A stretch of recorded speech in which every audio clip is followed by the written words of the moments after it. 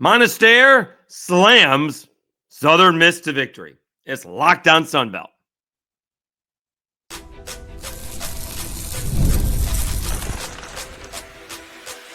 You are Locked On Sunbelt, your daily podcast on the Sunbelt Conference, part of the Locked On Podcast Network, your team every day. Hi, everybody. Dave Schultz, another edition of Locked On Sunbelt, your teams every day. Today's episode brought to you by FanDuel.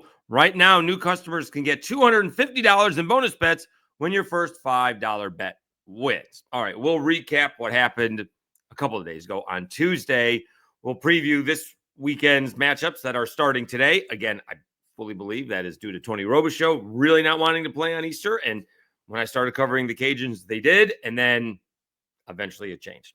And then we'll check out the RPI heading into the weekend, as Tuesdays was not a great outcome for the Sunbelt. And we may have a coach lined up for Friday. All right. And that coach just got a huge recruit. So we'll save that for Friday's episode, presuming that that's what happens. Okay.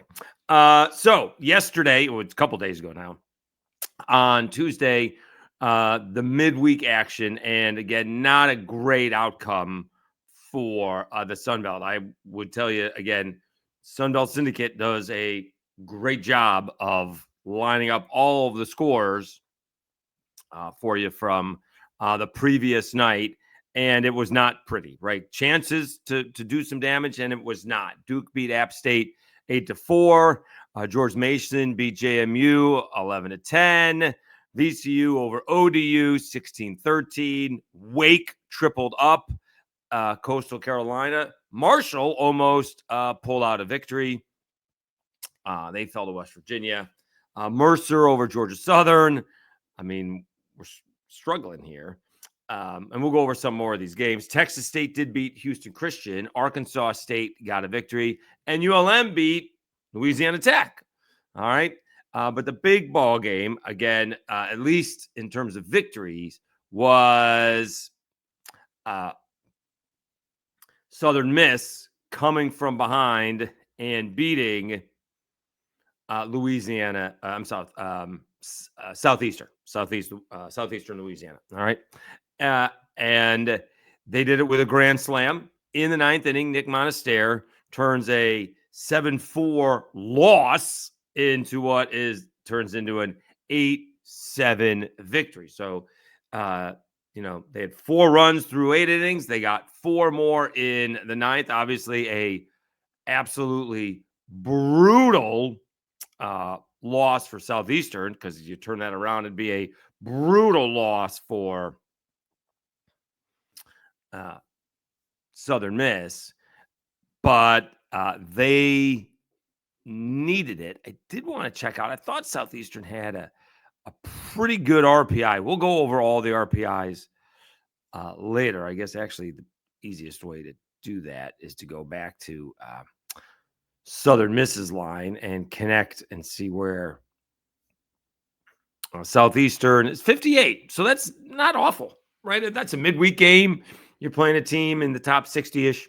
That's pretty good compared to, in the 140s or the 200s when you start to lose.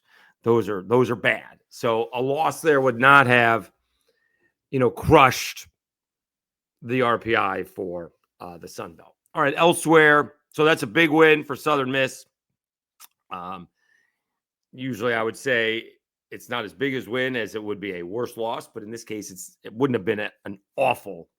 You would have lost a couple of spots. You wouldn't have fell 10 or 15 spots because you lost to a team with an RPI of 58 now. That's after the loss, or after Southeastern's loss. But you get bonus points, if you will, for Southern Miss because they won on the road. So maybe that's why they went up a couple of spots. All right. Also, South Alabama not having a great season. They lose to Alabama State 6-5. As we mentioned, Coastal just got walloped. That's a disappointing outcome. Let me see what the box score was. It was more than triple. Well, this is 16-5. What did Sunbelt Syndicate have? Sunbelt Syndicate has 15-5. Does anybody know the final score? I thought it was 15-5. The box score says 16-5, oddly enough. 8, 9, 16. That's what it says. And this was back and forth, and unfortunately, Coastal Carolina got on the board first, 2 in the first, but Wake comes back with 3 in the bottom half of the first. Wake puts 5 on the board in the third, but Coastal comes back with 4 in the top half of the inning. And so all of a sudden, you have a little bit of a ball game, 8-5, but Coastal's bats went quiet. Wake's pitching came through. Wake tacked one on in the 7th, and then blew it open in the 8th inning, making the score 16-5. RPI wise, how much would they have fallen? I can't imagine they fell too much, because Wake was they fell a couple of spots, because Wake is in the 30s, right? Wake has a good RPI, not quite as high as it had been. Wake is 18, so I mean that's pretty good. So still right there on the precipice at number 10 of a national seed, right? That's what Coastal is hoping for. All right. And Troy did not play again. Did I have that right? I thought I had that right.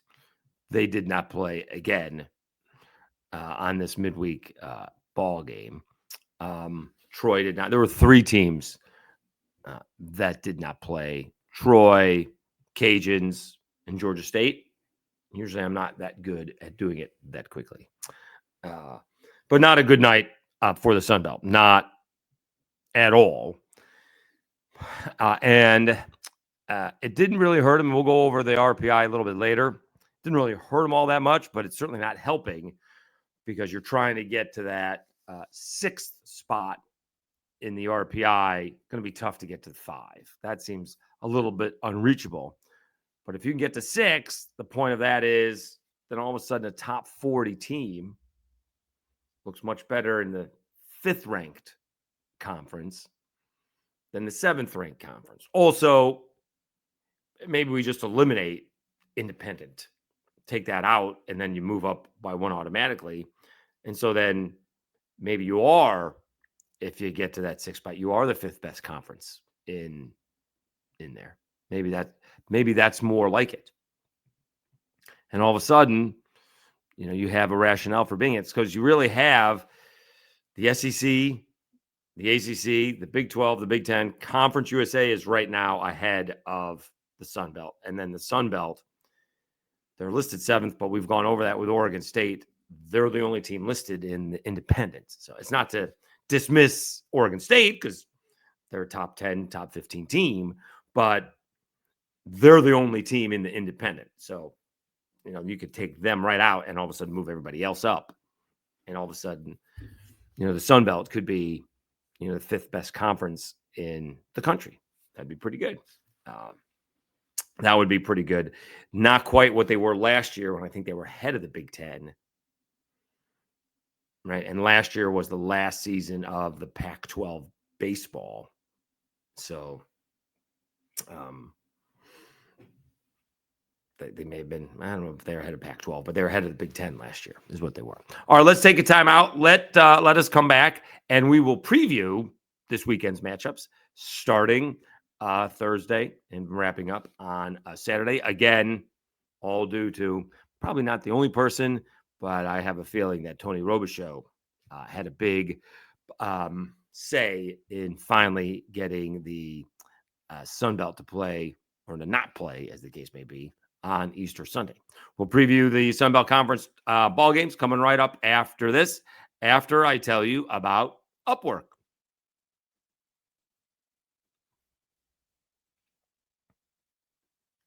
Scaling your business requires the right expertise at the right time. With Upwork, you can find specialized freelancers in marketing, development, design, and more. Experts ready to help you take your business to the next level. Upwork gives businesses flexibility by connecting them with top freelance talent across multiple industries, including IT, AI, web development, and marketing. Whether you need extra hands for a project or for a long-term partner, Upwork makes hiring simple and affordable. Finding the right talent, if you need help with a marketing campaign, Upwork can connect you with a freelance expert who delivered incredible results. Visit Upwork.com right now and post your job for free. That's UPWORK.com, Upwork.com, to connect with top talent and grow your business today.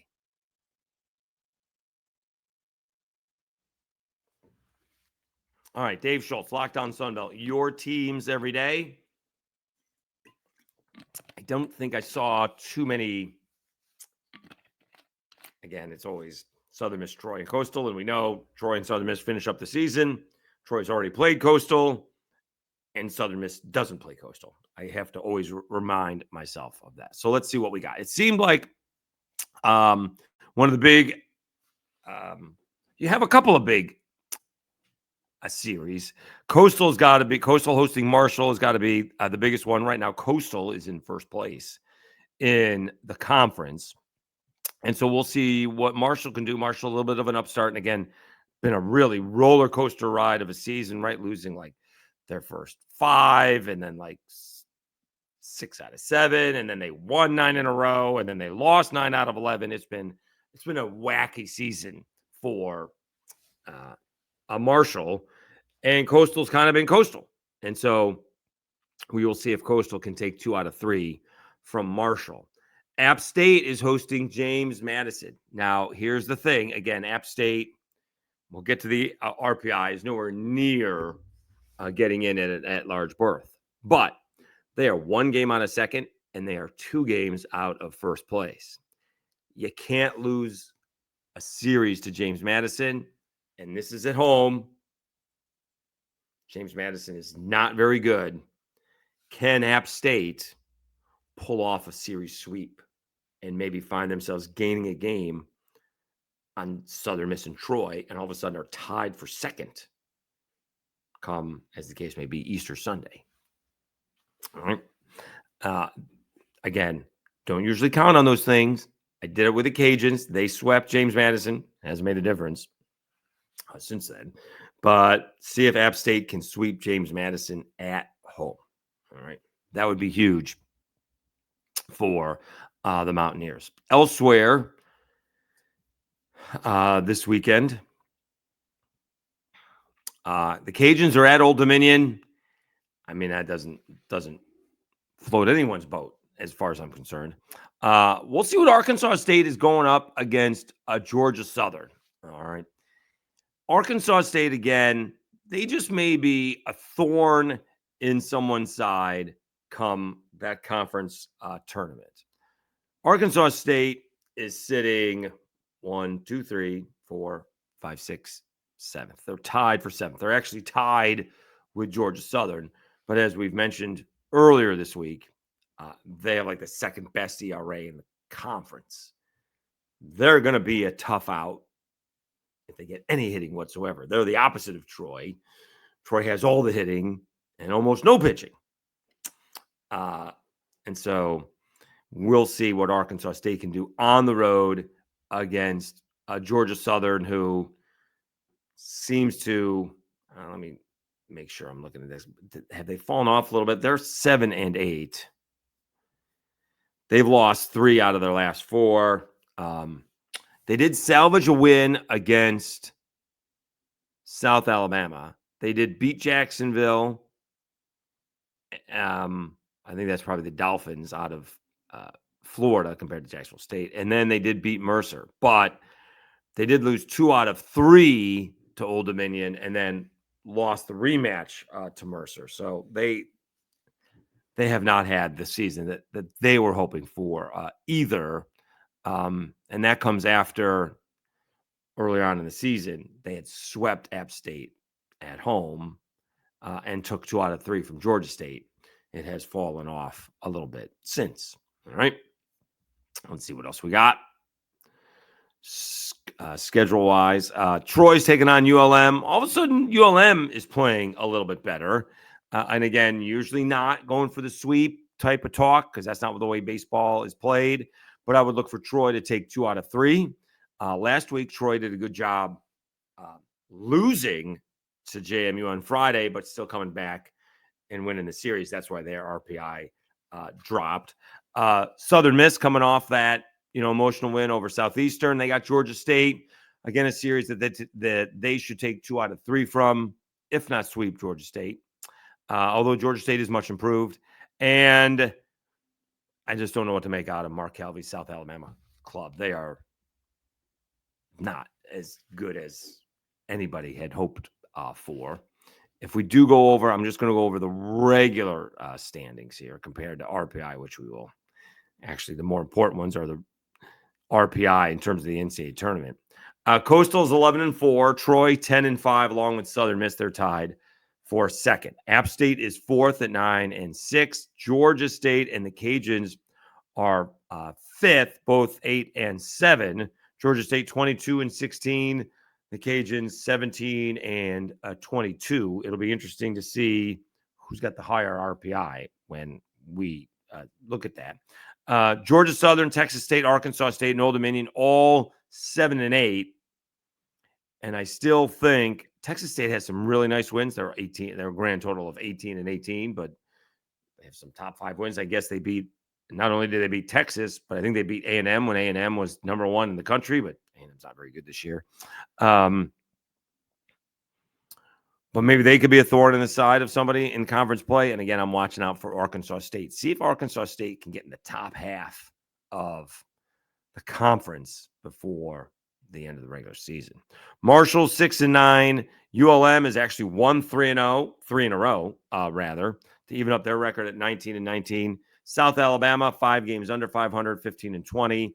And James Madison bringing up the rear. It has just been a dismal season for James Madison. We think the Cajuns have had a bad year at 17-22. James Madison is 12-25. Both those teams were NCAA tournament teams. Neither one of them are getting anywhere near the NCAA tournament unless they pull off the run in the Sunbelt Conference tournament.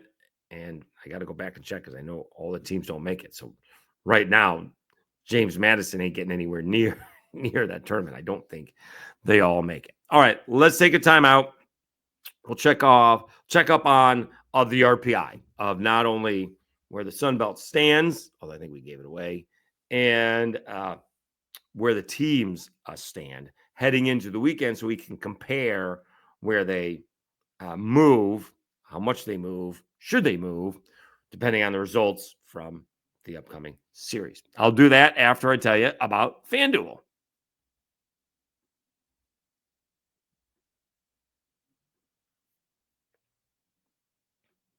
The NBA playoffs are here, and FanDuel is giving new customers an incredible way to get in on the action. Right now, when you join FanDuel and place your first $5 bet, you'll get $250 in bonus bets if your bet wins. From three-pointers to steals to assists, FanDuel has so many ways to bet your favorite player props. Plus, after the game tips off, you can even combine live prop bets into a same-game parlay for a chance to win big. Don't miss out. Head over to FanDuel.com and claim your $250 in bonus bets today.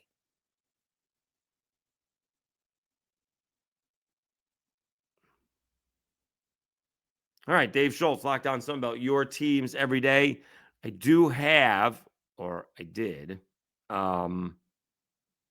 Let me see if we can bring these up here. I wanted to bring up the RPI to show everybody. We did have these here. I don't know where they went.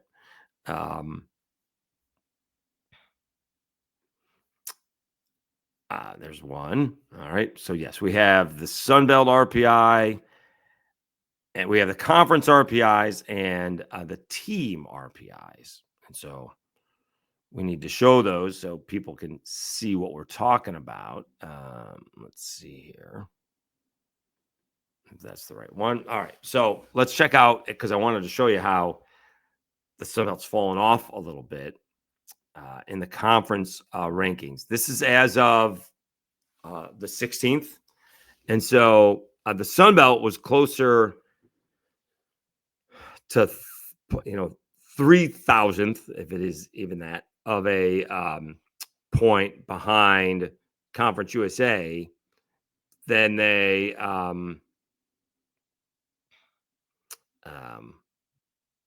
now. They're closer to 0.4 than they were. They were closer to 0.3, if not less than 0.3, a little bit ago. Still way away to catching the Big Ten, and they're about 0.22 from the American Association catching them. So you can see the Sun Belt is a seventh. They have a good shot at getting sixth, maybe no shot at getting 5. And again, you could take off that independent number 1. That's just Oregon State. All right. So you move everybody else up, and all of a sudden, Sun Belt is going to be potentially 5 or 6. And I think that's impressive. All right. And that helps those bubble teams. Not if you're on the wrong side of 40, but if you're in that 30 to 35 to 40 range, you're in good shape. All right. So let's check out the overall where we are RPI wise. And this is heading into tonight's action. All right. So Coastal Carolina top in the conference, in the standings, and in RPI. They are 10th in RPI. All right. Troy, because they lost to JMU one time, falls to 33. Again, not quite in bubble territory, but certainly headed in that direction. The other team going in the other direction is Southern Miss. We brought that up. Got a ton of views because the Sun Belt has moved up from 9th to 7th, and probably that has a lot to do with what Southern Miss has done.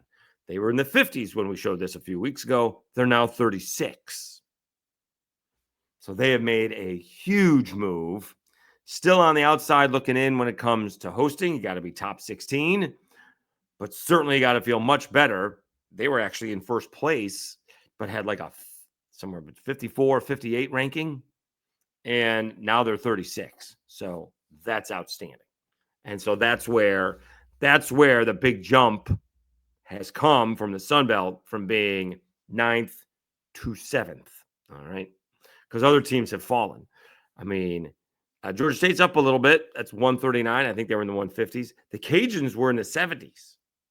In fact, the Cajuns were like 72. Then they lost to La Tech, fall to 87, and then lost to ULM, and they are now sitting at 119. So they're not getting into the NCAA tournament without a conference victory. Georgia Southern, 92. They've fallen off. They were in the 60s and 70s. They're going in the wrong direction. Texas State, because they do have some big wins, 76. Arkansas State, again, you just don't see the overall improvement in terms of record. They got an RPI of 197, but statistically, they have an outstanding pitching staff. And again, I still think they may surprise somebody in that Sunbelt Conference tournament. Old Dominion this is where you wonder about RPI. Old Dominion is 12 and 22. 12 and 22, and they got an RPI of 93. I got to ask, are they counting playing home games in different ballparks as road games? Because I don't understand how they have such a high RPI with only 12 wins, regardless of what their schedule is. All right. Marshall has fallen off a little bit. They got a 162 ranking. ULM is 168. South Alabama, 135. And JMU is 170. And so that's why a team like App State, who again is nowhere near, an at-large berth, but if they want to try and solidify a top 4 seed, that's A, and then maybe get a top 1 or 2 seed, they kind of need to sweep JMU. All right. They need to do a number on the Dukes this weekend. All right. You play a bunch of guys who are going to end up playing spoiler, but that's really what it is. So those are the RPI rankings. I do want to check. Let's get this back up here. Let's check, and someone's going to be able to remind me. What is how many teams make the Sunbelt Conference baseball tournament? 10? Looks like 10. Is there a play-in somewhere? No. It is 10 teams make it. All right. So that's what it seems to be. We can go to the championship bracket. Oh, all right. Yeah, so 10 teams make it. And the first round is on that Tuesday. So you do get 10 teams. That's the single elimination. And then everything goes to double elimination. So it's the top 10 teams. So if we go back to the overall standings, and some of this will obviously play itself out, but now you got Marshall, ULM, South Alabama, and James Madison not making it. Now, having said that, Marshall is one game out of a place that they could make it, and ULM, South Alabama, and James Madison are 2 games out. But we'll see how much, do the Cajuns fall? Does Georgia State fall? Does Arkansas State play well but still lose? What does Texas State do against South Alabama? Still many ways that this can go.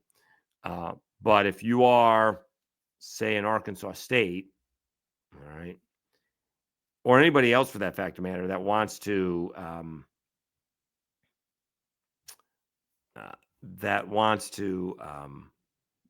wreak havoc in the Sunbelt tournament, you want to skip that first round.